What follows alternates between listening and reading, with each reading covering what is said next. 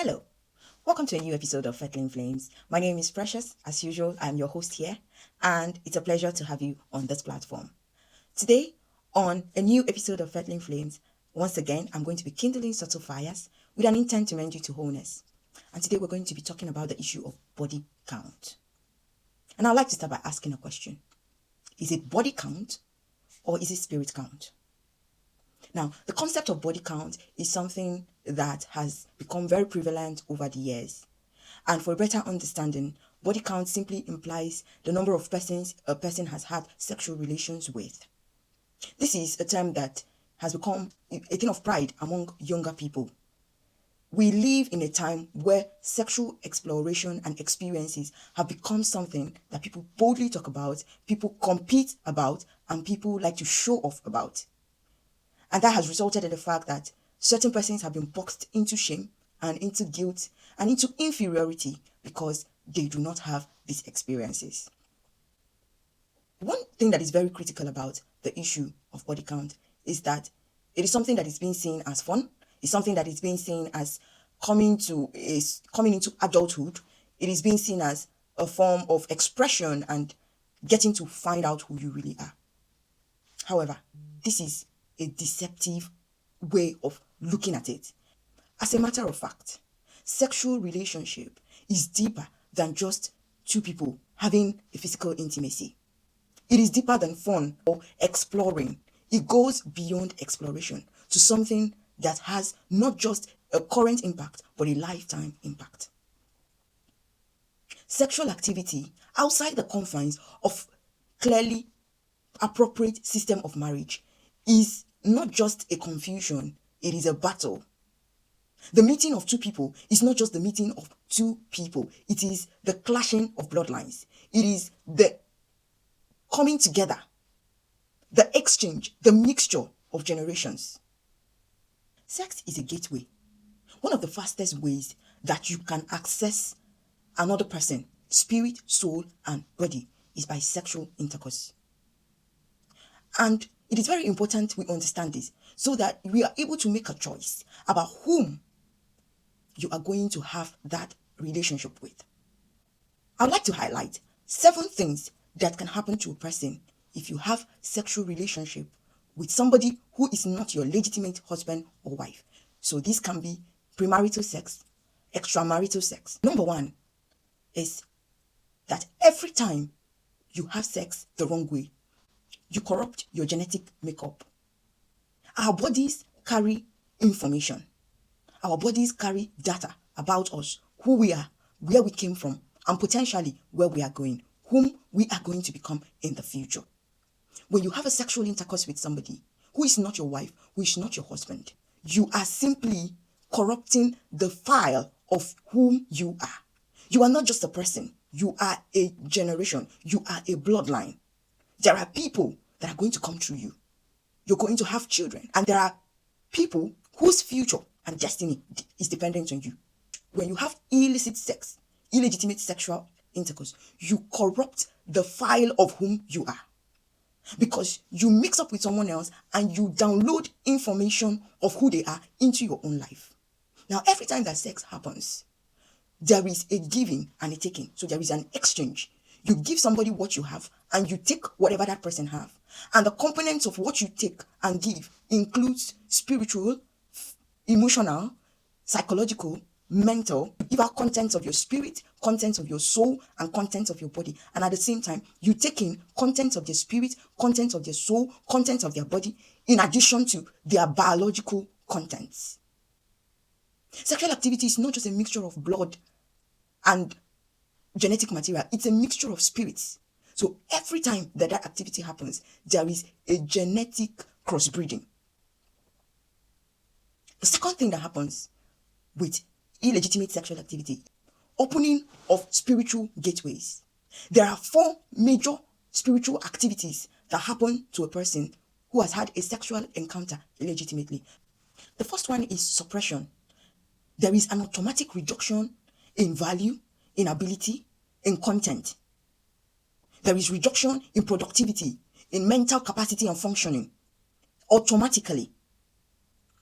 You see people that After they met somebody, they had intimacy with someone, they started having certain kinds of attacks. They started having struggles. Sometimes it could be financial, academic, even spiritual struggles. They feel like their potentials are being depleted. The second thing that happens is oppression. Oppression is a place where a person is being held captive. There is bondage. They start to experience abuse of all kinds. Abuse in the dream, start to experience slavery, mental slavery, spiritual slavery, and their soul is captivated in unknown places. This is oppression. Sometimes it is in the form of fear. They are always afraid. They feel like they are being followed. They are being monitored. This is because that one activity, even if it was for once, has surrendered vital information about who you are to the wrong hands.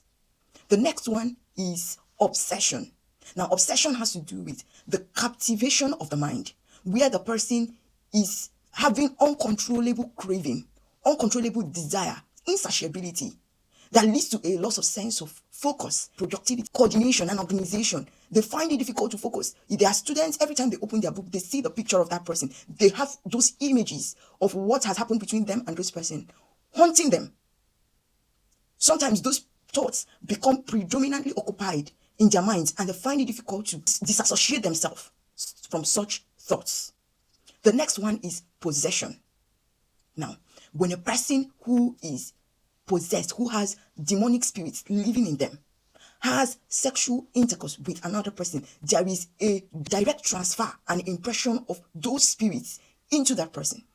There are people who carry curses around, who carry complicated life situations, circumstances around them. The moment you are sexually exposed to such persons, you start to experience similar things. The moment you have sexual intimacy with those people, the spirits that have been working in them starts to come after you. Now, sexual activity was ordained to happen inside marriage. When it happens outside of marriage, a legally appropriate marriage, it opens the door. It is an automatic access for demons to invade the soul of a person. There are sexual demons that have the capacity to go after a person. They have the license to go after a person who opens the door wrongly to them. Point number 3, you risk reducing your lifespan. Sexual intimacy means giving away your strength. Every time you have a sexual experience, something leaves you. And whatever that leaves you is the seed of your life, is your strength, is your vitality, is part of your core. So every time you have sexual activity illegitimately, you are reducing your life by the event, by the activity. Every time it happens, you cut away a part of your life that you cannot recover. And it can manifest in the form of sicknesses, in the form of diseases, in the form of infirmities. You reduce your strength, you reduce your energy, you reduce your capacity to function properly. You cut short your lifespan. The Bible talks about a man being reduced to a piece of bread. That is to say, you lose your value, you lose your abilities, you lose your capacities, you lose your potentials. You lose the very essence of life. This one is loss of honor, dignity, and value. Unlawful sexual intimacy has a way of putting you in a place of constant fear, constant guilt, and shame. In a digitalized world where everything seems to be on record, you stand the risk of losing your honor, of losing your dignity, your values. You might be all for good and have everything sorted out in the right places, but just one sexual episode, one encounter with the wrong person can mar your life, can change your story, can cancel everything good you've ever done. Many times people just engage casually in these things without thinking about the good halves. What if someone is recording you? What if there is an evidence that cannot be erased? What if you were being targeted and you were being set up for something that will mar you in your future? You do it in the now, but what about 10 years down the line? What about 20 years down the line? Have you thought about the fact that your children might grow up one day and find this information about you and see pictures of you and see information about you that you never wanted even the next year to get to know about them? In recent times, we see rising cases of people who are being attacked because of their sexual reputation. The things they did when they were being rascal, when they were having fun, when they were enjoying life, they thought it didn't matter. And right now, it is haunting them. Do you want a haunted future? Do you want to lose your honor? Do you want to lose your value? Number 5, you activate an appetite for sexual insatiability.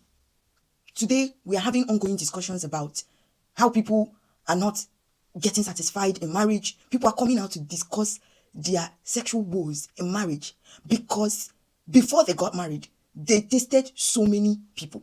And now their sense of satisfaction has been beclouded. They are no longer sexually contented with who they are and with what they have.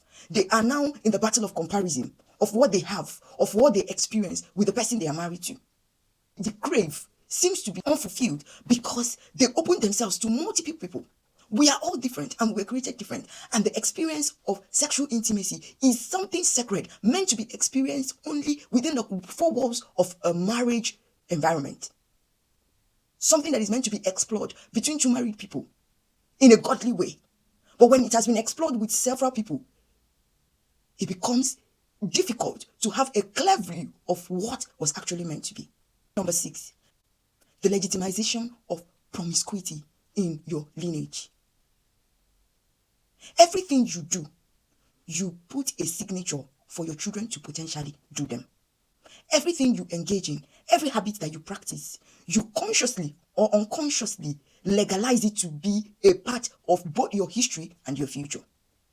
What you start as fun may end up as a foundation for your children.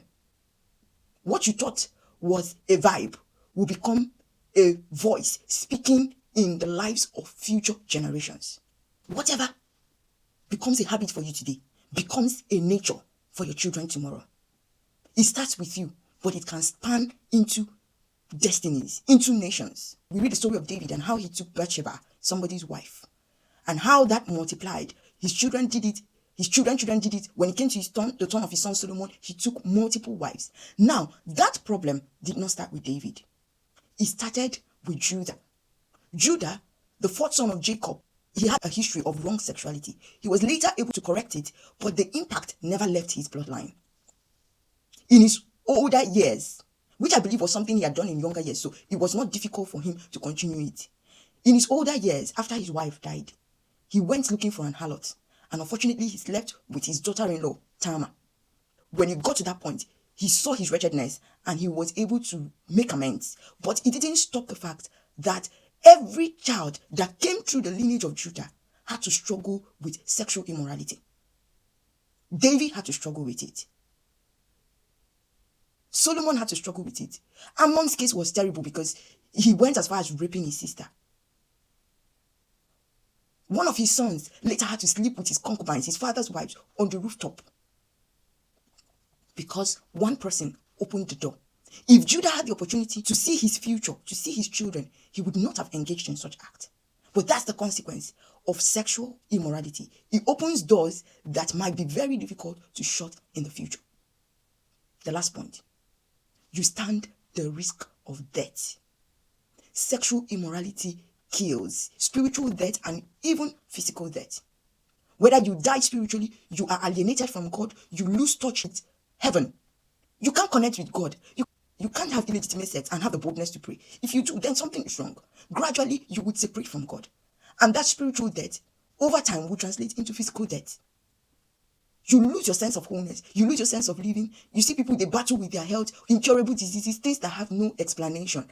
And gradually, they die away. Your destiny dies. Your purpose dies. Because you cannot fulfill purpose. You cannot fulfill destiny. You cannot become who you are meant to be. You have been corrupted. Today, I give you a wise counsel. Whatever you do, wait for sex at the right time.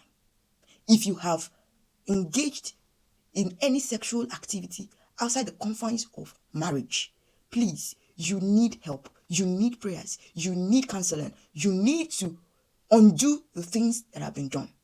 For the sake of your children and your children's children, you need to seek a solution. And I hope that you find it and find it soon. God is able to forgive you. He erases our sins. He's able to restore lost things. And I hope that when you go in search, you would find the answers. You would find restoration and you would find peace. Thank you for listening, and I hope to come your way again next time.